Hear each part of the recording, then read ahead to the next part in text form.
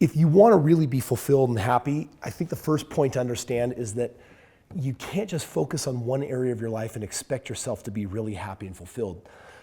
There's got to be some concept of balance, and balance is going to be different for you and I, but there are 3 areas I've found where if people have achieved this balance on these 3 legs, these 3 areas where you set goals, that's where you're going to find the greatest happiness in your life.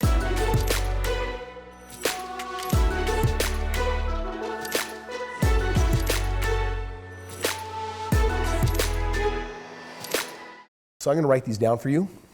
So the first one that I'm going to talk about is your health. Then we're going to talk about money. And then we're going to talk about your relationships. How do you do with you and how do you do with other people? These are the 3 areas that if you can create almost like this tripod, this balance, then you've got a stool that can stand up. Think about a stool that only has 1 leg. That would be crazy wobbly. It's going to tip over. 2 legs, 2-dimensional, it's going to fall over. 3 is when you first achieve stability. So first of all, there's people out there that go nuts on their health goals, right? They focus everything on health, and that's awesome, but then sometimes they're like crazy poor, or they've got drama in their relationships. You got other people that got all the money in the world, but they're fat and they're not going to enjoy it because now they're like totally unhealthy. So I want to share with you some ideas for these 3 areas. This is something that I've been practicing now for the last 15 years. And it's like a Renaissance man, a Renaissance woman emerging that says, I can have it all. And that's really what today's conversation is about is, dude, how would you like to have this sexy body? How would you also like to have the money? And how would you like your relationships with yourself, God, other people, family, spouse, kids? How would you like those to not just be intact, but thriving, right? I mean, not everyone's going to like you. Not everyone likes me, but that's okay because I'm not intentionally harming my relationships or people. I'm no longer participating in creating the drama like I used to be. So let's just break these down for a moment. Let's talk about health. Number 1 is you got to learn the discipline to get the fat off your body. The problem in the world today is that there are so many unhealthy choices that it's just freaking easy to get fat. And now obesity, when I was a kid growing up, I was chubby. And I got made fun of for that. I don't even think in school that fat kids get made fun of anymore because there's too many of them. They'll revolt on all the pricks that are saying other things. And yet, bottom line is it's not about being healthy or, about being fat or skinny. It's about being healthy, and it's about being comfortable with your self-image. And it's having the level of health that will support you in doing what you want with your life. So if there's an imbalance, the first thing that I do is I look at fat, and then I look at muscles, and then I look at ability. So if you take a look at health this year, for men strive to get as a goal to a 10% body fat. It doesn't make you a bodybuilder, but it means that you're lean, and it means that you obviously have self-control and discipline. Once you have learned to get to 10% body fat, or maybe for women it's 22 or 25%, we like it when you have a little bit more, then the next thing is once you got the fat off your body and you've learned discipline, the next step is learn how to be smart.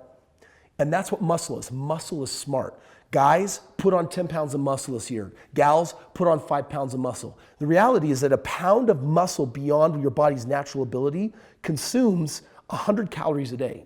So for me, I got a lot of extra muscle on my body, and I do that intentionally. It gives me a lot of freedom to eat lots of different kind of foods. I can eat thousands of calories, and guess what? I don't get fat. Because I have, if I have 20 extra pounds of muscle, then I have 2,000 extra calories a day that I can consume, and I don't have to be so picky. That's useful for men and women. See, now we're being smart. And then the third thing is, once you've got your body fat under control, once you put on some muscle to make it easier to eat whatever diet is most appropriate for you, then the third step is train yourself to have some new skills and some new abilities so that you can be enjoying life, but also being hyper effective. You don't need to spend hours at the gym. I spend very little time at the gym these days to keep my body in its current condition. So there are some health ideas for you. Okay, the second one on this triangle is money. Now, this is gonna upset some people, but for some of you, it's gonna inspire you. So I'm willing to take the risk, which is double your income. Think about it for a second. Imagine doubling your income every single year. At first you're thinking, dude, that's such a big goal. Is that possible? With as little money as you're making right now, it'll never be easier for you to believe that you can double your income. And whether you're making $150,000 a year or you're working fast food and you're making less than $20,000 a year, like my first job, I made less than $20,000. The thing that I want you to understand is that Doubling that, yeah, that's mentally gonna push on you, but it's good for you. So you can do it one of two ways. One is called intrapreneurship and one is called entrepreneurship. Intrapreneurship is where you say, I'm gonna try to get a raise where I'm working, or I'm gonna create more value for my company. The way I would get raises, my company wasn't handing out higher jobs, higher positions, higher anything. What I did is, number one, I put myself into a commission-based job so that whether I sucked or had great money, it was my fault. And even though that was really stressful, it was good for me because it's a step towards entrepreneurship. It says that I'm in charge of what I'm doing with my life. But in my job, I saw plot holes in the company where they were missing revenues. So I stepped in, I got permission, and I would create for 6 months. Then 6 months later, I'd say, look at all this money I saved you. I'll keep doing it if you want to give me a small percentage of it. And I started growing myself there. So that's intrapreneurship. But on the same time, I was fighting against that with my real estate because I just kept buying more homes, and more homes meant more cash flow, more residual income. I was bringing in about $500 a month per property. And in time, my real estate was making just as much or more money with my job. They were competing. And it got to a point where this one capped out, and I was making 6 figures at my job. This one was making more. And I was nervous about it, but I quit my job and I just went full-time into real estate, got way more time back, started buying a whole lot more. But how I played this whole game was from one idea. I'm doubling my income. Now, the first thing that's gonna come up for you when you actually suggest that as maybe that should be my goal is, I don't know how I'm gonna do that. And I want you to understand that that's okay. You don't need to know how. Your job is to know what you want. And then what it does is it forces your mind to consider other perceptions, other perspectives, other opportunities, and it'll force you to grow. So doubling your income, I think, is a really good goal. The second goal that I would always try on when it comes to this money arena right here is net worth. How is your net worth expanding this year? I think that everyone at a bare minimum starting goal should have the goal of increasing their net worth $100,000 or more their first year. It only takes a couple of properties to do that. And if you've been watching and subscribing probably for some time, you can click the link below. If you haven't been here before, you should click the link and talk to a member of my team and actually learn how, whether you're young and 18 and barely starting life, or whether you're in your 50s, it doesn't matter whether you're rich or totally poor. I started with nothing. We'll give you a game plan and show you how you can start making some money.